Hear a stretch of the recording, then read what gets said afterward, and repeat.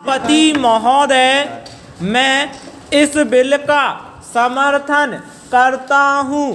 मैं इस बिल का समर्थन विशेष रूप से इसलिए करता हूं कि इसमें इस प्रकार की व्यवस्था की गई है जिसका उल्लेख बिल के उद्देश्यों में किया गया है।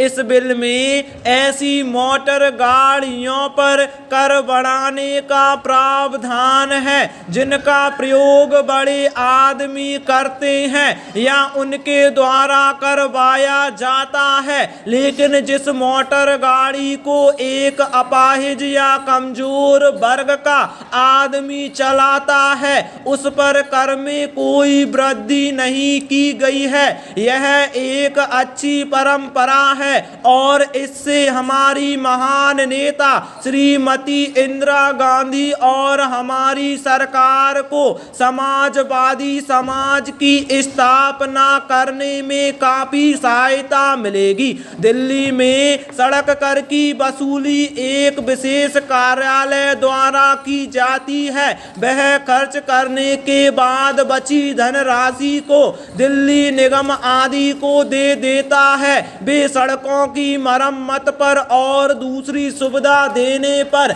इसको खर्च करते हैं और यही इस राशि का एकमात्र लक्ष्य होता है। अध्यक्ष महोदय, मैं खास तौर से एक बात दिल्ली के बारे में कहना चाहता हूँ। यहाँ पर भारत सरकार के कार्यालय और दूसरे देशों के दूतावास हैं। बड़े बड़े अमीर लोगों की कॉलोनियों की सड़कें बहुत अच्छी हालत में हैं, लेकिन पुरानी दिल्ली और देहाती इलाकों में यदि सड़क पर दृष्टि डाली जाए तो बहुत ही खराब हालत है। दिल्ली ऐसा शहर है जो पूरे देश का हृदय है।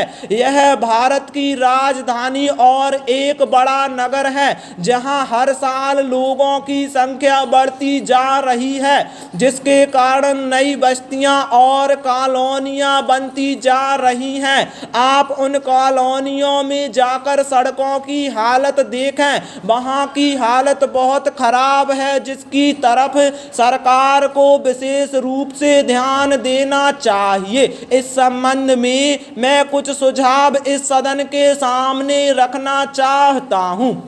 मेरा सरकार से अनुरोध है कि उन सुझावों पर विचार करके दिल्ली में मोटर गाड़ियों के मालिकों को अनेक प्रकार की सुविधाएं देने की व्यवस्था की जाए। सबसे पहली बात तो यह है कि सड़कों की हालत जहां जहां खराब है वहां उनको जल्दी ठीक किया जाना चाहिए, जिससे कि मोटर गाड़ियों को कोई नुकसान का सामना ना करना पड़े।